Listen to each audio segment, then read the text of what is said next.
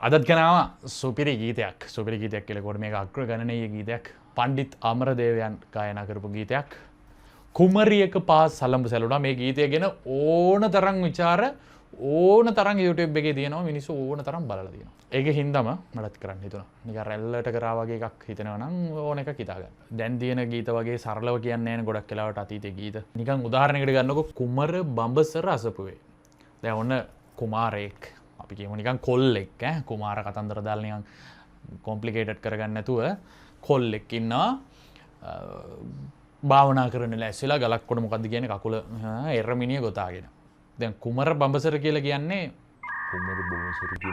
මේ කාන්තාවන්ට තියෙන ඔය පතිවෘතාව කියන්නේ පතිවත අන්න ඒ වගේ සීන් එකක් තමයි කුමර බඹසර කියලා කියන්නේ දැන් ඔන්න කුමර බඹසර තියෙන කොල්ලෙක් ඉන්නවා ගලක් උඩ එරමිනිය ගොතාගෙන කකුලට අර ටාන් ටාන් ගන්න මොකක්ද ඒකට කියන්නේ? සුදු මොකක්ද ඒකට කියන්නේ? අර මෙතන. නෑ මෙතනට දාන එකට ඉංග්‍රීසියෙන් කියන්නේ මොකක්ද? ඇන්ක්ලට්. ඇන්ක්ලට් එකක් දාගෙන මේ කෙල්ලෙක් එනවා පාසලමනේ. සිංහලෙන් කියන්නේ පාසලඹ. පාසලඹ කියලා කොට වඩා අර වචනෙන් ගොඩක් අය දන්නවා ඇති. මේ දාගෙන කෙල්ලෙක් එනවා. මේ එනකොට ඔන්න දැන් මේ ගල උඩ වාඩිලා ඉන්න කොල්ලගේ බඹසර කැඩෙනවා. කොහොමද ඒක කෙල්ලේ පයින් ඇවිදගෙන ඉඳි බඹසර කැඩෙන්නේ? අන්න ඒක තමයි මේ ගීතේ ලස්සනටම කියන්නේ. දැන් අතීතේ කවිවල කියලා තියෙනවනේ සිසිවන උවන ඉඟසුඟ ගත හැක මිටින. ඔය වගේ මේකෙත් හරි ලස්සනට කියනවා උකුල ලැමහස මලවි කරලිය. උකුලත් ඕකේ. ලැමහස කියන එකත් නිකන් පොඩි සීන් එකකට ගියාම තේරෙනවා ලැමහස කියන එකට පියවර වලට කියන සංස්කෘතික නෙමෙයි මොකක්ද ඒකට සාහිත්‍ය වචනයක් තමයි ලැමහස කියලා කියන්නේ. මලවි කරලිය කියන්නේ මලවි කරලිය කියලා කියන්නේ මොකද්ද? මලවි කියලා කියන්නේ අනන්කයාට. කරලිය කියලා කියන්නේ වේදිකාවට. එතකොට වේදිකාව අපි පාවිච්චි කරනවා රංගපාන්න, විවිධ සෙල්ලම් දාන්න, අනංගයා සෙල්ලම් කරන තැන. දැන් උකුල හරි කාන්තාවන්ගේ ලැමහස හරි. එතකොට මේ කියන මලවි කරලිය. කාන්තාවන්ගේ ශරීරයේ අනංගයා සෙල්ලම් කරන තැන කොතනද කියලා හිතා ගන්න බලන ඔයාලට අයිතිය තියෙනවා.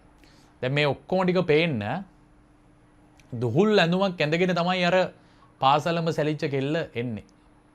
එතකොට ඉතින් කුමර බඹසර නෙමෙයි මොන බඹසරේ හිටියත් දුහුල් ඇඳුමකින් උකුල ලැමහස මලවි කරලිය ඔය ටික ඔක්කොම පේනකොට ඉතින් කුමර බඹසර කැඩිලා සමවැදිලා හිටපු දැහැන බිඳිච්ච කතාවක් තියෙන්නේ. දැන් මේ කුමර බඹසර දැන් මම මේ උදාහරණයක් ගත්ත තරුණයා ඉන්නේ දැන් අපි මොකක්ද ඒකට කියන්නේ මේ ගීතේ නම් කියන්නේ නිසල තපෝවනය. ඒ කියන්නේ අර හරිය නිස්කලංක හුදකලාව අර දැක්කම පොඩි ශද්ධාවක් වගේ ඇති වෙන සීන් එකක් ඕන එකක් හිතා ගන්න තපෝවනයක කියලා ගොම ඕන එකක් වලට හිතා ගන්න පුළුවන්.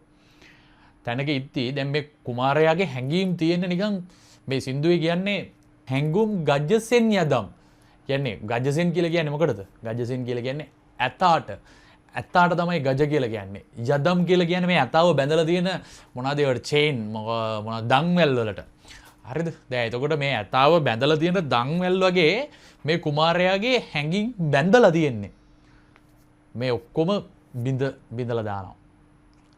මේ දුහුල් සලුපිලි ඇඳගෙන එන කාන්තාව පාසලඹ දාලා එන උකුල ළමහැස මලවි කරලිය පේන්නම ඇඳුම් ඇඳගෙන එන කාන්තාව මේ කුමර බඹසර ඉන්න තරුණයාගේ හැඟීම් යකඩ දන්වැල් වලින් බැඳලා තියෙන අලියෙක්ව බඳින්න පුළුවන් තරම් යකඩ දන්වැල් වලින් බැඳලා තියෙන තරම් ශක්තිමත් වුණු හැඟීම් ඔක්කොම බිඳ දාන්න පුළුවන් වෙනවා. දැන් මේ ඔක්කොම ASCII දැන් දුහුල් ඇඳුමක් ඇඳගෙන කාන්තාවක් එනවා. කුමාරයා බඹසරේ දැන් කැඩිලා අන්න අර කාන්තාවගේ මුළු සරුවාංගෙම පේනවා මුළු ශරීරයම පේනවා දැන් අර දුහුල් ඇඳුමෙන් මේ ඔක්කොමත් ASCII ලපටි මල් තුරුවැල් ඔක්කොම තලාගෙන යන්න හුලඟක් එනවා. මාර සාහිත්‍යවේදියෝ ඉස්සර ඉඳලා තියෙන බලන්නකෝ දැන් මෙච්චර මේ ලස්සන කතන්දරයක් කියන්න පාවිච්චි කරලා තියෙන වචන ටික බලන්නකෝ මේ ගීතේ මාව හැඬ වූ මාව හඬවයි බිඳුණු තුසිතේ මගේ ඉදිරියේ මැවුණු තුසිතේ තුසිතේ කියලා කියන්නේ දිව්‍ය ලෝකයකට. දැන් මේ කොල්ලා කියනවා මා ඉදිරියේ මැවුණු තුසිතේ අර කුමර බඹසර මේ රැකගෙන හිටපු ගල උඩ අර එන්නිමිනිය ගොතාගෙන හිටපු කොල්ලාගේ ඉස්සරහා දැන් මේ කෙල්ලෙක් දුහුල් සලුපිලි ඇඳන් ඉඳි මේක නිකන් ඉස්සරහා මැවිච්ච දිව්‍ය ලෝකයක් වගේ. මේ දිව්‍ය ලෝකයේම තවත් තුසිතවත් කරන්න තවත් මේ දිව්‍ය ලෝකෙට තව පොඩි ආතල් එකක් දෙන්න අර දුහුල් සලු පිළි ඇඳගෙන එන කෙල්ල එද්දී හුළංගක් එනවා. සුලන් නැල වූ සොයාමය. සොයාමය කියලා කියන්නේ මොහොතට.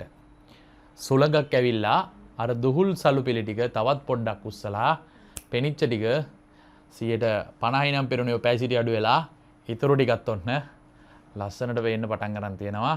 දැන් අර හැඟුම් ගජසෙන් යදම් ඔක්කොම බිඳලා දානවා. මාර ලස්සන ගීතයක්.